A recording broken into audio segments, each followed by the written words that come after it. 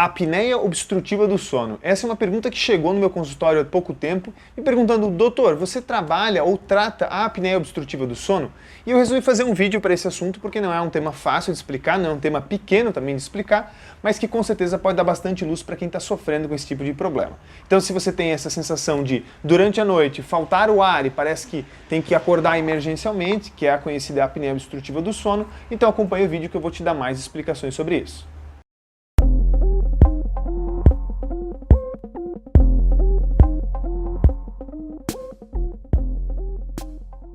O meu nome é Murilo José Tambosi, eu sou fisioterapeuta, também sou osteopata e ortomolecular. Trabalho com tratamento conservador. Basicamente utilizamos as mãos, algumas técnicas e princípios manuais e também suplementos para melhorar a saúde das pessoas. Se você não me conhece, toda semana eu posto conteúdo tanto no YouTube quanto no Instagram acerca de dor, exercício, lesão e um pouco sobre o meu tratamento, tá bom? No vídeo de hoje me propus em falar um pouquinho sobre a apneia obstrutiva do sono, um tema bastante complexo que sem dúvida há explicações dentro da medicina para a doença que é classificada como ela e também para a via disfuncional ou para as alterações mecânicas funcionais que levam à apneia obstrutiva, que é o que me proponho a fazer nesse vídeo. Antes de a gente começar o conteúdo e te entregar essa informação, eu peço que você deixe um joinha aqui no vídeo, se você está vendo pelo YouTube, tá? Se inscreve no canal do YouTube para também receber esses vídeos toda semana, tá bom? Então, a apneia obstrutiva do sono, para quem não conhece ou para quem não entende profundamente, é quando você, durante o ato de dormir, durante o processo do sono, você está lá dormindo tranquilamente e por alguns segundos, por poucos segundos, a sua respiração ela é interrompida, ela é obstruída. Geralmente por um relaxamento de toda a musculatura dessa região da glote, a musculatura da garganta e tudo mais. Isso tem vários motivos e a gente vai aprofundar nesse vídeo. Por que eu acho que é importante você ter um pouquinho desse conhecimento em cima disso? Porque muitas pessoas têm um sono um pouco ruim, têm um sono meio perturbado e não sabe que é por conta da apneia obstrutiva, tá? Não é um diagnóstico fácil, existem exames específicos sobre isso, existem clínicas que só trabalham com isso, médicos que só avaliam esse processo, que fazem exames só voltados nesse contexto. Então é algo extremamente rico. Aqui eu vou dar uma visão para vocês sobre a apneia obstrutiva do sono, que pode guiar sobre o tratamento, que pode te guiar sobre o que está causando isso, tá bom? Então eu acho importante você ter esse conhecimento, porque talvez você sinta um sono um pouco perturbado, acorde com frequência, tenha a sensação de falta de ar, tenha a sensação de sufocamento noturno, de angústia, como se algo tivesse preso, como se o ar não viesse. Eu já atendi vários clientes que fazem uso de CPAP. O CPAP é um dos equipamentos utilizado para, vamos dizer assim, não dá para dizer que é um tratamento porque não de fato resolve, mas ele alivia o estado de, digamos assim, de angústia, de sofrimento, de perturbação da apneia obstrutiva e é usado como uma metodologia, uma medida, melhor dizendo, uma medida para a manutenção desse estado, tá? É altamente perigoso que você tenha essa obstrução durante a noite completa, porque isso pode desencadear problemas cardíacos e respiratórios de forma aguda. Você literalmente acordar com uma taquicardia absurda, literalmente acordar com uma falta de ar absurda. Então é importantíssimo você ter esse diagnóstico. Como eu falei, existem várias formas e vários profissionais para fazerem isso, beleza? Quero dar uma explicação um pouco mais aprofundada do que é a apneia obstrutiva. Então, por um conjunto de fatores que a gente já vai falar, a musculatura por onde o ar passa, então quando você está deitado, é natural que o ar passe pelo nariz, porque pelo nariz ele pode ser umidificado, ele pode ser filtrado e ele pode ser aquecido. Então essas três capacidades só o seu nariz tem. Pela boca isso não é natural. Então as pessoas, e aí vem uma das causas, né, já dá pra gente colocar isso como uma causa, uma das causas que as pessoas têm a apneia obstrutiva do sono é não ter uma boa ventilação pelas vias aéreas superiores. É você ter um desvio de septo, é você ter um crescimento da mucosa nasal, pode ser desde uma adenoide, por exemplo, uma obstrução, um trauma que você teve no nariz. Independente disso, a passagem do ar pelo nariz ela foi comprometida. E aí você é obrigado a virar um respirador bucal, né? Você é obrigado a fazer uma pequena abertura, deixar a boca nessa posição e começar a respirar um certo fluxo por ali. O que não é muito fisiológico, porque acaba ressecando as vias aéreas, não filtra direito, não umidifica direito, uma infinidade de desequilíbrios. Não dá nem para mensurar todos os desequilíbrios mecânicos, respiratórios, biológicos, químicos que o seu corpo vai ter fruto de uma respiração oral. Existem estudos que mostram desequilíbrios de todo o teu corpo, toda a tua cadeia postural, todo o teu organizado postural somente por respirar pela boca, principalmente em crianças, né? Mas voltando para a apneia obstrutiva do sono, um indivíduo que geralmente tem essa queixa, ele já tem problemas de via respiratória, tá? Então ele já tem algum probleminha respiratório que não vai bem. E ele deita numa posição lá normal, horizontal, né, com travesseirinho e coisa e tal, e logo essa ventilação não acontece. Ao longo dos anos, ele vai respirando pela boca, e toda essa musculatura da região aqui, ela começa a mudar a sua fisiologia, mudar o seu comportamento, a sua interação. E automaticamente começa a relaxar, começa a entrar num estado de repouso, quase que uma flacidez, mas não é bem isso, mas quase que uma flacidez na musculatura. E aí ela vai lá e tranca a sua respiração, tá bom? O CPAP, que é esse equipamento que eu falei no começo do vídeo, ele gera uma pressão tamanha que faz o ar passar na marra.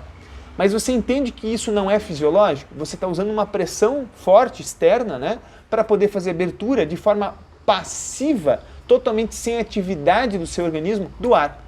Também vai, com o tempo, empobrecer sua musculatura respiratória, tá? Então é uma medida temporária, tem os benefícios, tem o malefício e tudo mais. Então é importante você saber a causa e buscar o tratamento. Causas possíveis, essa foi a primeira.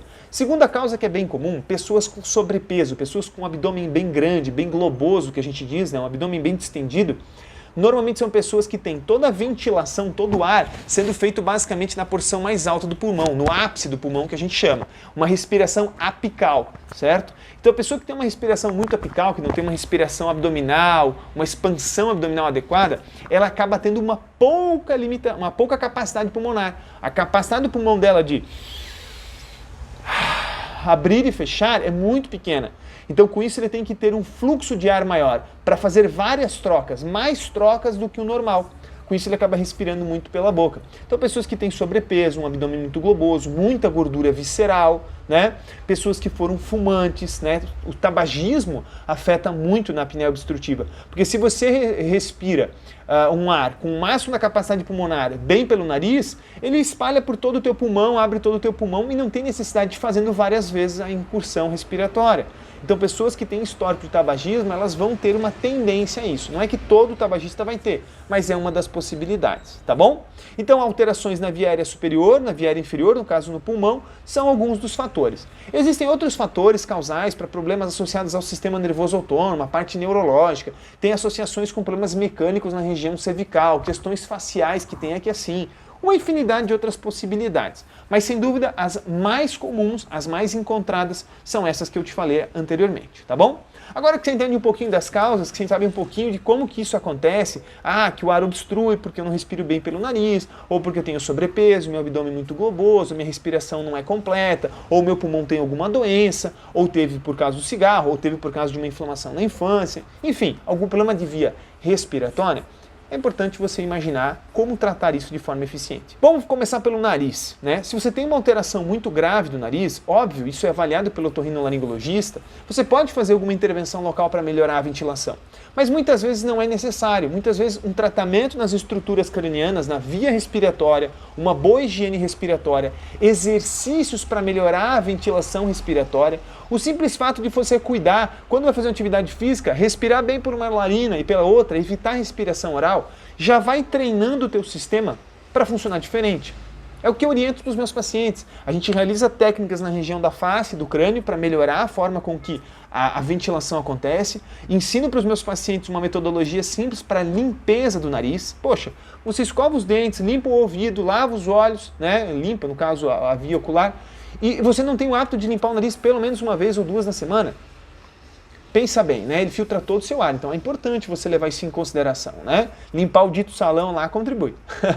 Então, você ter uma boa respiração nasal contribui muito, tá?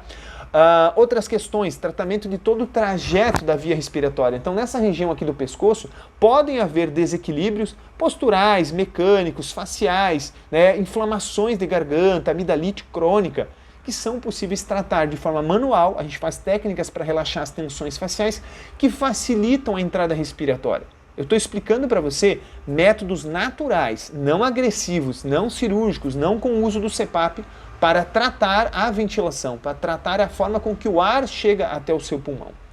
O próprio pulmão pode ser tratado de forma local, o próprio pulmão pode ser tratado a sua expansão, os seus envoltórios, as cavidades, tanto a cavidade torácica, né, o próprio tórax em si, a caixa torácica, quanto as pleuras, a pleura parietal e visceral. As pleuras são os envoltórios do pulmão, né? O próprio parênquima pulmonar, com exercícios e padrões respiratórios, também contribui bastante para isso. Então são algumas formas de você estimular o seu pulmão a funcionar melhor e assim melhorar a ventilação, tá bom?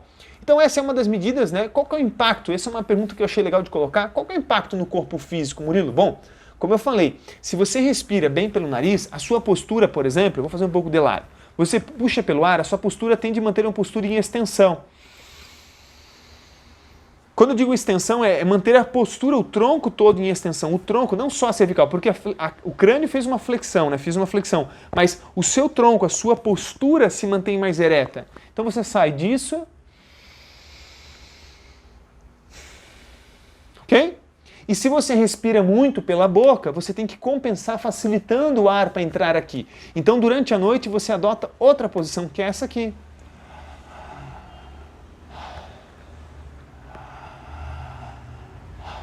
Ok?